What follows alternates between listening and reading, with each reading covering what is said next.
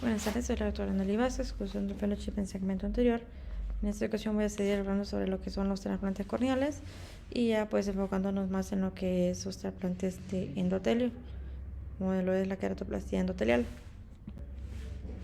Una breve introducción, pues en 1998 Garrett Mills introdujo lo que es el concepto de la cirugía lamelar para la disfunción, en este caso endotelial, a través de lo que es la queratoplastia endotelial lamelar profunda, que es el DILEC. Él pues modificó lo que es la técnica para incluir la extracción de la membrana de Descemet y también del endotelio del huésped, y también la inserción de un botón donante lamelar posterior, ya disecado a mano, y que pues, se colocó contra el huésped con una burbuja de aire en la cámara anterior. Esta técnica revisada pues se le llamó queratoplastia endotelial con pelado de Descemet. En este caso pues por sus siglas en inglés le llamamos DSEC. Luego Mark Garraway pues automatizó lo que es la disección lamelar del tejido del donante mediante el uso de un microquerátomo, lo que dio lugar al procedimiento al cual se llamó queratoplastia endotelial automatizada con pelado de Descemet, con su sigla DSEC en inglés, ¿verdad? Luego Mills modificó más el procedimiento de lo que es el DSEC, utilizando solo la membrana de Descemet y el endotelio del donante, y pues llamó al procedimiento como una queratoplastia endotelial de la membrana de Descemet, lo que es el DMEC, ¿verdad? Por sus siglas en inglés. Dentro de las ventajas de estas, pues ya pronto voy a hablar sobre cada una de ellas, tanto de DSEC como DMEC. Pues en general la ventaja es que conserva la integridad estructural del ojo y también cualquier trauma subsiguiente en el ojo que puede resultar en menos daño.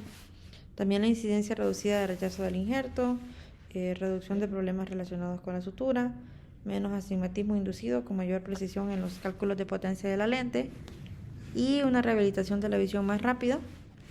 Esto pues por la preservación de la superficie ocular y pues hay un rápido retorno de lo que es la función endotelial. Vemos aquí en la imagen pues un prolapso del iris después de un traumatismo cerrado, después de una queratoplastia endotelial con el pelado de Descemet o un DSEC, ¿verdad? Dentro de las desventajas, pues hay una posibilidad de desperdiciar tejido del donante. Esto pues por la recolocación deficiente o mala recolección, que se minimiza con el tejido preparado en el banco de ojos. También hay mayor riesgo de falla primaria del injerto, esto durante la curva de aprendizaje quirúrgico y la necesidad de intervenciones quirúrgicas adicionales después de la cirugía, como por ejemplo una reinyección de aire o un reburbujeo. También la agudeza visual postoperatoria es reducida. También hay una reducción potencial de lo que es la agudeza visual postoperatoria y la patología corneal coexistente también, ¿verdad? Como cambios en la membrana basal o fibrosis subepitelial. Estas pueden causar irregularidades en la superficie y van a limitar la visión después de cualquiera de esos dos procedimientos. Como vemos en la primera imagen, pues vemos lo que hay una hemorragia en lo que es la interfaz después de una DSEC, ¿verdad? Y en la segunda imagen pues ya vemos cómo se ve se muestra la sangre en lo que es la interfaz, ya viéndolo con la lámpara de hendidura. Dentro de las complicaciones intraoperatorias pues de ambas, ¿verdad? Pues tenemos lo que es la orientación incorrecta durante la colocación del tejido del donante, una manipulación excesiva del tejido del donante que puede conducir a la pérdida de las células endoteliales y al posible fracaso del injerto. También hay un desgarro del tejido donante, retención del viscoelástico, vitrio o sangre en lo que es la interfase. Dentro de los cuidados postoperatorios y complicaciones, pues tenemos primero lo que es la dislocación o descentración del injerto donante. Tanto en la DSEC como en el DMEC, pues el tejido donante debe estar bien centrado sobre lo que es la pupila, sin ningún tipo de líquido en la interfaz. Para promover lo que es la adherencia del tejido durante los días siguientes, también se debe permanecer entre el 40 y el 60% de la burbuja de aire inyectada intraoperatoriamente después de la DSEC en el día 1 postoperatorio, y debe permanecer el 80% del gas o la burbuja de aire después de la DSEC. Esta burbuja de aire se reabsorbe en 2 a 3 días y luego este gas pues se reabsorbe en 4 a 6 días después de la DMEC. Aquí tenemos pues lo que es una imagen donde podemos observar la burbuja de aire en la primera. La, es la burbuja de aire residual que queda después de la DISEC, ¿verdad? Este es el día 1 en el posoperatorio. Y luego en la segunda vemos el residual del air bubble después de la membrana, de la queratoplastía, de la membrana de Descemet, también en un día posoperatorio, ¿verdad? Que pues podemos observar cómo se está haciendo más prolongada. Y hablando sobre lo que es el DISEC, pues la luxación o el descentramiento del injerto donante generalmente ocurre dentro de las primeras 24 horas después de la DISEC. Un ojo que esté blando es debido a una derivación del tubo preexistente o a la liberación incontrolada de aire, puede aumentar la probabilidad de un injerto descentrado o dislocado. También el viscoelástico retenido o la presencia de vitrio en lo que es la interfaz pueden impedir la correcta adherencia del injerto.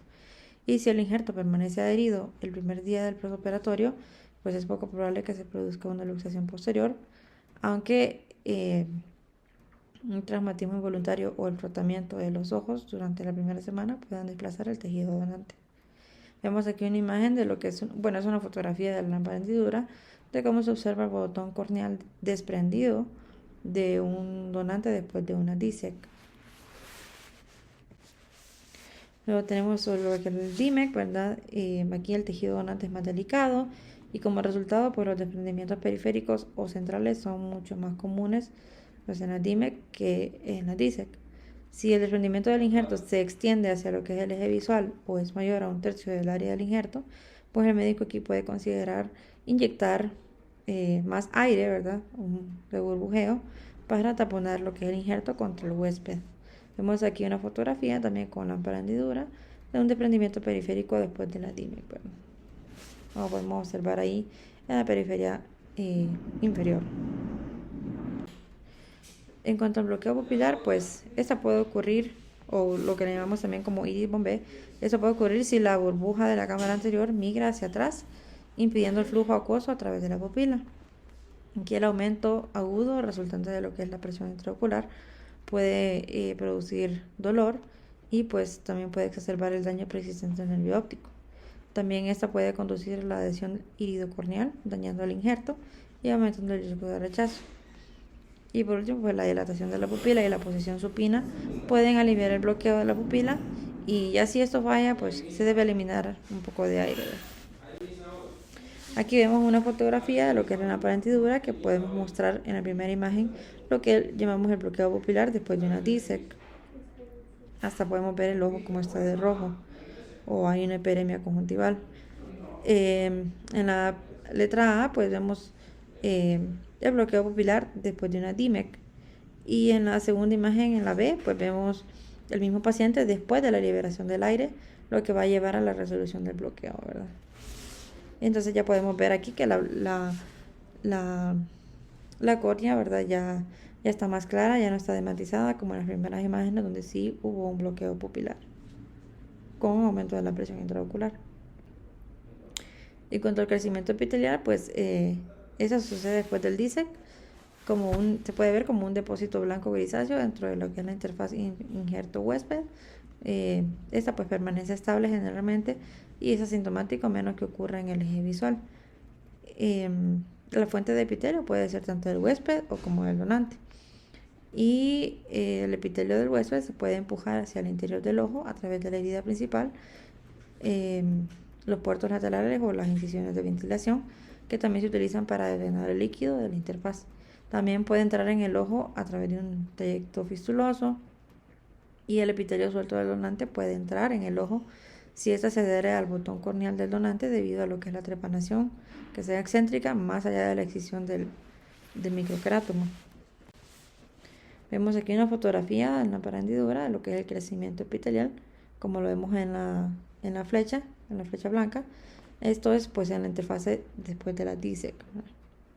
Podemos observar como esa cuña o esa área blanquecina. Dentro de otras patologías de la interfaz, pues las infecciones pueden ocurrir en la interfaz injerto huésped por varios medios, como lo que son patógenos que pasan a través de las incisiones de ventilación, tejido donante contaminado o bacterias de la superficie ocular que son arrastradas al ojo durante la inserción. Pues en una revisión, ¿verdad? Que se realizó, pues menciona que un 0.7% de los cultivos del borde del donante pues fueron positivos para hongos y se desarrollaron infecciones en un 17% de las córneas que se utilizaron con resultados positivos de cultivo del borde para hongos. Aquí la opacificación de la interfaz puede ocurrir debido a la retención de fibras, la eliminación incompleta de la membrana de Descemet y la persistencia del líquido de la interfaz. También la opacidad de la interfaz textual pues describe lo que es un hallazgo informado recientemente que resulta de la retención de un viscoelástico o del corte de las fibrillas del estroma durante una preparación de donante de microquerato irregular. Esta pues tiene dos formas, puede ser alargada, que tienen un patrón de panal de encaje de depósitos con zonas claras intermedias, y también puede tener una forma punteada, que son depósitos pequeños y discretos. Vemos aquí una fotografía también en lámpara hendidura de lo que pues es una opacidad de lo que es la interfaz textual después de una DISEC. Como vemos en la imagen ahí del grosor corneal, ¿verdad? Y vemos la opacidad. En cuanto a la progresión de cataratas en la DISEC, cuando se realiza en un ojo fáquico puede inducir a la progresión de la catarata, más que todo en pacientes con cámaras anteriores estrechas, y por lo que se ha recomendado pues la DISEC con extracción de catarata en pacientes mayores de 50 años o en presencia de cataratas leves a moderadas. También puede haber un fracaso primario del injerto. En los primeros informes publicados, pues las tasas de fracaso primario del injerto, tanto para DISEC como para DIMEC, oscilaron entre 2.2 y el 8.0%, con una media de 5% para DISEC, y las tasas más altas pues se asociaron a que son cirujanos menos experimentados, ¿verdad? Y las tasas más bajas probablemente reflejen una mejor técnica quirúrgica, lo que da como resultado una menor manipulación de tejidos y una tasa más baja de dislocaciones del injerto y por tanto un menos trauma endotelial. En cuanto al rechazo del injerto, ahora también que se puede dar, pues la incidencia de esta después de una DISEC parece ser mejor que después de una queratoplastia penetrante. Para los pacientes con DISEC, pues los esteroides tópicos como la prednisolona del 1%, 4 veces al día, se pueden dejar, ¿verdad?, en un inicio, y se van reduciendo gradualmente una vez al día en el año, ¿verdad? Si el paciente responde a los esteroides, se pueden sustituir con loteprenol o fluorometalona, que son esteroides más bajos.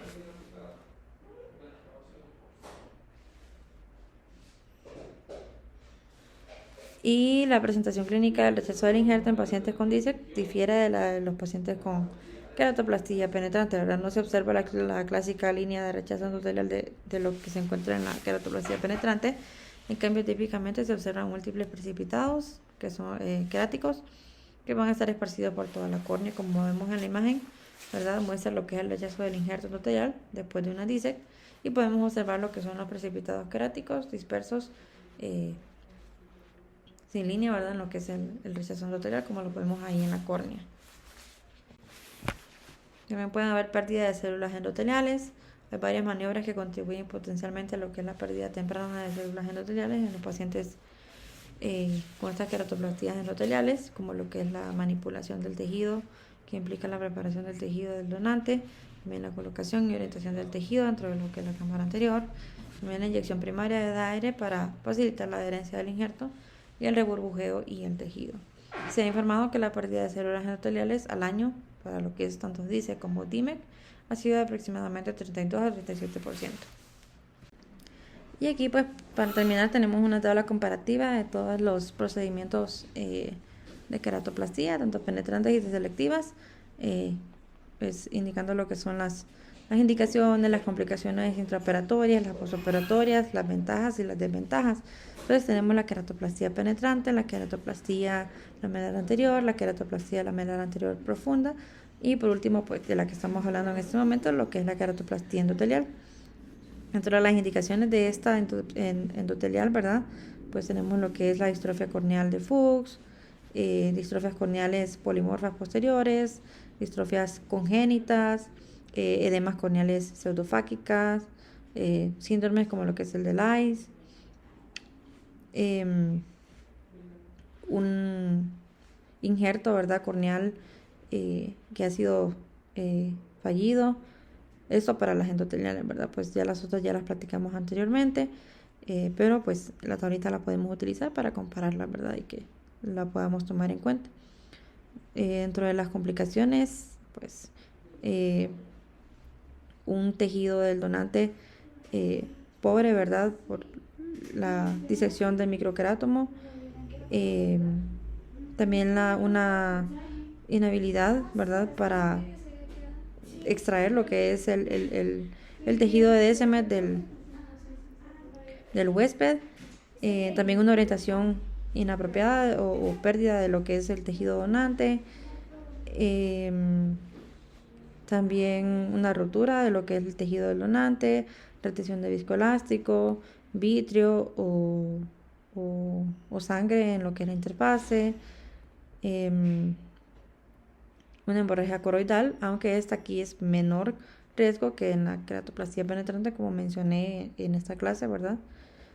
Y bueno, en cuanto a las posoperatorias, pues tenemos que puede llevar a lo que es un glaucoma por el bloqueo pupilar que ya mencioné, un lentículo, pero una dislocación o descentración del lentículo, fallo del implante, ¿verdad? O del injerto primario, infecciones de la interfase o edema macular cistoide, ¿verdad? Dentro de las desventajas de esto es que hay una de las ventajas es que hay una rehabilitación rápida de la visión, preservación de la superficie ocular, hay menor grado de astigmatismo inducido, hay una reducción en lo que son los problemas relacionados con las suturas y hay mayor pues eficacia, ¿verdad? O eficiencia en lo que es la selección de los lentes intraoculares por ser procedimientos triples, por ejemplo, ¿verdad? O procedimientos mixtos. También se utilizan incisiones más pequeñas con preservación de la integridad del globo ocular, ¿verdad? Dentro de las desventajas pues es que hay mayor edema, ¿verdad? O opacidad en lo que es el estroma, fibrosis subepitelial o irregularidades epiteliales que pueden requerir un segundo procedimiento, y un mayor riesgo, por ejemplo, de fallo en lo que es el implante o el injerto primario durante esto dependiendo de lo que es la curva de aprendizaje, ¿verdad? Que pues esta debe ser la curva es muy grande. Y hablando un poco sobre lo que son el banco de córneas, pues la donación de córneas es un acto de responsabilidad y generosidad, por medio del cual pues una persona accede o acepta que pues al momento de que fallece su tejido ocular pueda ser trasplantado a otra persona, contribuyendo a que pues recupere la visión, ¿verdad? También cuando fallece un ser querido, la familia puede decidir donar sus córneas para devolverle la visión a alguien que sí lo necesite.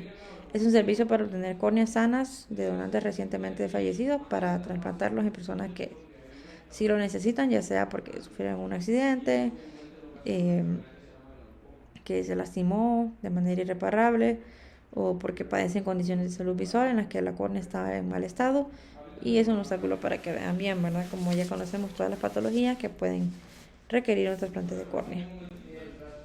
Para un trasplante de córnea pues no es necesario realizar análisis de compatibilidad entre el donador y quien la recibe, como sucede con otros órganos, ya que pues cualquier córnea con tal esté sana y sea apta, pues se puede trasplantar a quien la necesite. Hay pocos donadores de córneas en la actualidad, ¿verdad? Y muchas más personas hay más personas que la necesitan, por lo que pues como ya sabemos hay listas de espera, ¿verdad? Por lo menos en nuestro medio y en nuestro país. Si necesita un trasplante de córnea, ¿verdad? Pues el médico oftalmólogo tiene pues la ley y potestad para incluirlo en lo que es una lista de espera.